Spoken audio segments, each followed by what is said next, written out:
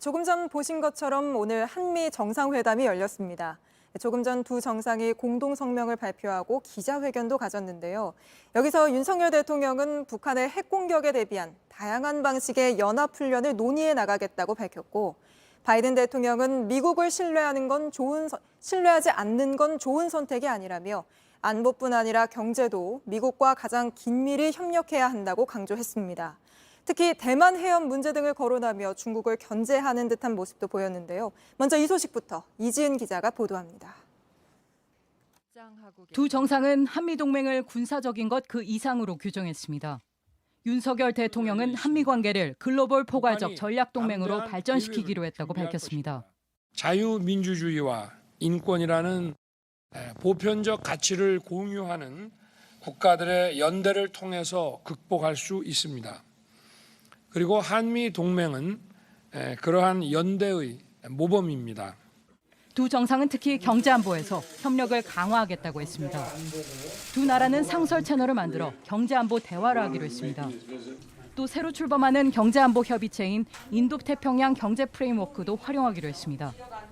바이든 대통령은 미국을 신뢰하지 않는 건 좋은 선택이 아니라고 했습니다. 중국을 지목하며 견제하는 모습도 보였습니다. That the American economy is poised to grow at a faster rate than China and the Chinese economy for the first time in 45 years. 또 대만 해협의 평화와 안정이 중요함을 강조했습니다. 이번 공동성명엔 두 나라가 평화와 번영을 위한 중심축이라는 것, 또 전략적으로 경제와 기술 협력 관계이자 포괄적 전략 동맹이라는 게 강조됐습니다. JTBC 이지은입니다. 중국이 아닌 미국과 경제 협력을 해야 한다고 강조한 바이든 대통령은 곧 있을 환영 만찬에서 우리 기업인들을 대거 만납니다. 미국 주도의 기술 동맹에 적극 협조해달라는 취지인데요. 미국 현지에선 우리나라 기업의 전기차, 또 배터리 분야 대형 투자가 공식 발표됐습니다. 이어서 김영민 기자입니다. 곧 있을 환영 만찬에는 세계 최초 3나노 공정을 소개한 이재용 삼성전자 부회장을 비롯해 최태원 SK 회장, 정의선 현대차그룹 회장, 구강모 LG 대표 등 10대 기업 총수가 모두 참석합니다. 첨단 기술 분야에서 중국의 추격을 막는 반중 기술 동맹에 우리 기업인들이 협조해달라는 취지입니다. 한국과 미국 두 나라 정상의 오늘 공동성명에서도 반도체와 배터리, 전기차뿐 아니라 청정 에너지 분야에서 동맹 강화가 강조됐습니다. Cooperating even more closely than we already do and help strengthen our supply chains, secure them against shocks and give our economies a competitive edge.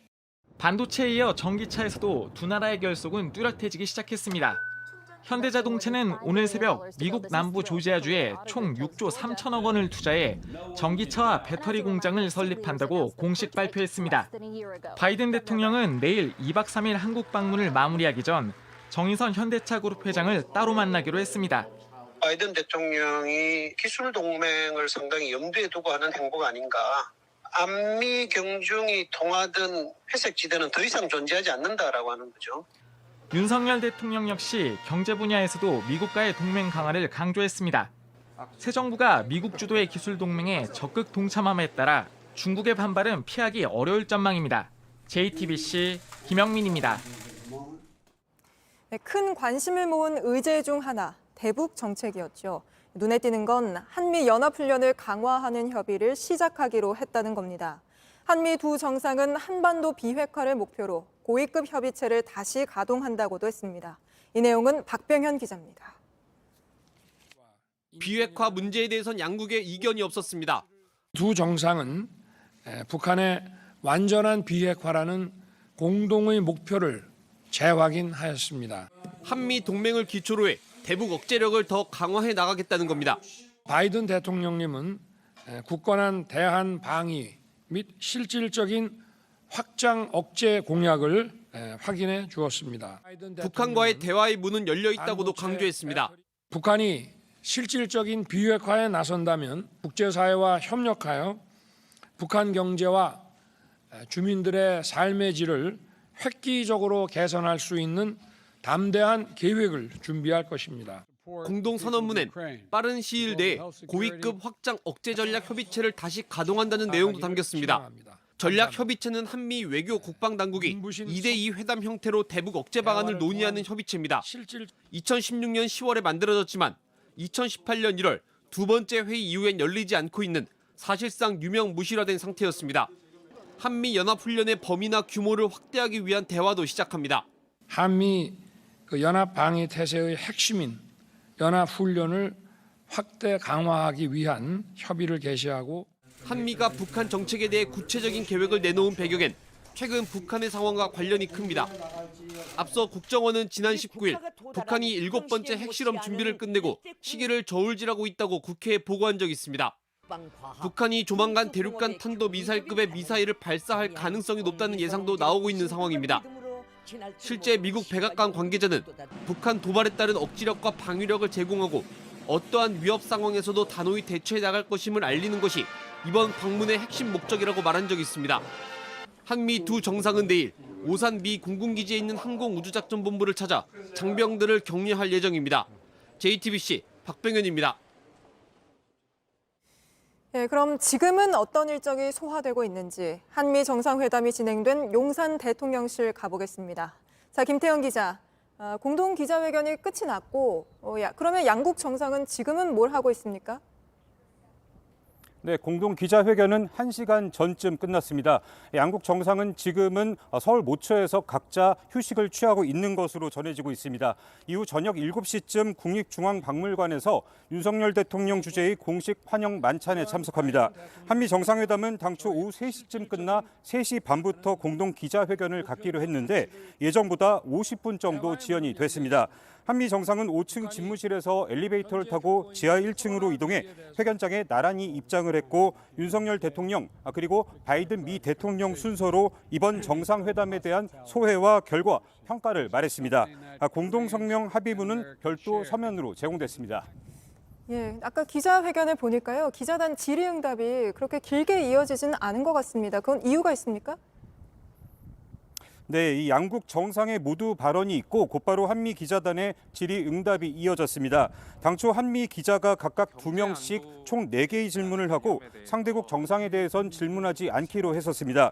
실제로도 한미 각각 2명의 기자만 질문을 받았는데 이에 한국 기자단의 추가 질의 요청이 있었지만 양국 정상은 응하지 않았습니다. 대통령실에선 기자회견 시간을 1시간 정도 잡아놨었다고 했는데 실제로 걸린 시간은 30여 분 정도에 불과했습니다. 대통령실은 국가안보실 차원의 추가 브리핑을 잡아놨었다고 했는데 이를 통해서 상세한 협의 내용을 전하겠다고 한 상태입니다. 자세한 내용은 들어온 대로 다시 전달해 드리도록 하겠습니다. 예, 추가 브리핑이 있으면 바로 또 연결을 하도록 하겠습니다.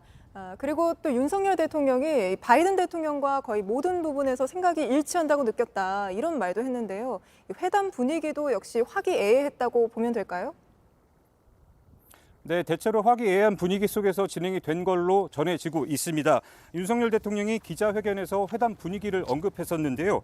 윤 대통령은 긴밀한 논의, 격이 없는 대화 등의 표현을 쓰며 바이든 대통령의 생각과 거의 모든 부분에서 일치한다는 걸 느꼈다고 말했습니다. 바이든 대통령도 윤 대통령을 더 잘 알게 됐다고 화답했습니다. 정상회담 특성상 사전 조율을 거의 마친 상태에서 양국 정상이 만나기 때문에 별다른 이견 없이 회담이 이루어지는 경우가 많습니다. 특히 이번 회담은 경제 안보, 기술 동맹, 대북 확장 억제력 강화 등에 있어 한미의 이해관계가 어느 정도 맞아떨어졌다는 점에서 원활히 진행된 걸로 보입니다. 지금까지 용산 대통령실에서 전해드렸습니다. 예, 그럼 이번 한미 정상회담에서 나온 메시지는 뭔지, 또 우리가 얻은 건 뭐고 잃은 건 또 뭔지를 좀 따져보겠습니다. 정재훈 기자가 나와 있습니다. 정 기자, 오늘 회담 결과를 보면요. 안보, 경제 안보, 또 글로벌 협력, 이렇게 크게 3가지로 나눌 수 있을 것 같은데요. 이 분야에서 우리가 이번 회담을 통해 미국으로부터 얻은 건 뭐라고 봐야 할까요? 네, 우선 안보 협력에 있어서 미국의 확장 억제에 대한 약속을 받아낸 부분입니다. 네. 쉽게 말해서 북한의 핵과 미사일 위협에 대응해서 유사시에 미국이 핵과 전략 폭격기라든지 이런 전략 자산 등을 한국에 보내주겠다는 겁니다. 그리고 경제 안보 관련해서는 이 한미 간의 협력 분야가 더 넓어졌습니다. 반도체뿐 아니라 친환경 배터리, 인공지능, 그리고 양자기술, 바이오 기술, 우주 분야까지 굉장히 영역이 다양해졌습니다.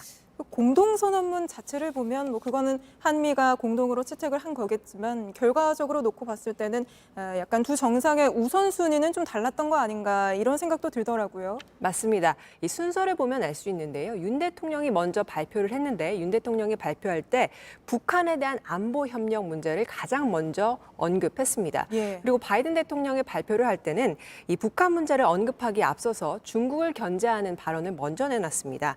그리고 앞서 리포트에서도 전해드렸듯이 미국 경제가 중국 경제보다 더 빠르게 성장할 채비를 갖췄다. 뭐 이런 전망이 있다면서 예. 미국을 신뢰하지 않는 건 좋지 않은 선택이다. 뭐 이런 이야기도 했는데요. 바이든 대통령은 경제안보 협력 그리고 글로벌 협력에 대해서 언급한 뒤에 마지막으로 북한 위협에 대한 대응에 대해서 이야기를 했습니다. 예, 그렇죠. 근데 미국의 입장에서 중국을 견제하는 듯한 그런 발언들을 많이 했는데 우리와 중국과의 관계에서 좀 변화가 있다거나 아니면 어떤 우려되는 요소가 있을까요? 네, 일단 오늘 발언을 좀 보면요. 우리가 미국 주도의 인도태평양 경제 프레임워크, 그러니까 IPEF에 참여하기로 공식적으로 밝혔고요. 예. 그리고 미국과 공급망 협력 등에 대해서도 강화해 나가기로 했습니다. 양 정상은 특히 남중국해에서의 평화와 안정에 대한 언급도 이렇게 했는데요. 중국이 동남중국해에서 해양 진출을 이렇게 강화하는 상황에서 나온 메시지이기 때문에 중국을 겨냥한 걸로 볼 수 있습니다. 네. 또 대만 해협에서의 평화와 안정 유지의 중요성도 강조를 했고요. 이런 언급들은 사실 중국을 견제한 메시지이기 때문에 중국은 오늘 회담을 좀 불편하게 예. 볼 수 있습니다. 한미가 앞으로 이번 회담을 통해서 더 밀착하고 공조를 해 나갈 텐데 앞으로 우리와 중국과의 관계는 다소 껄끄러워질 가능성이 있습니다. 예, 알겠습니다. 정재훈 기자와는 여기까지 이야기 나누고요. 한미 정상회담 관련한 소식 새로 들어오면 또 전해드리도록 하겠습니다.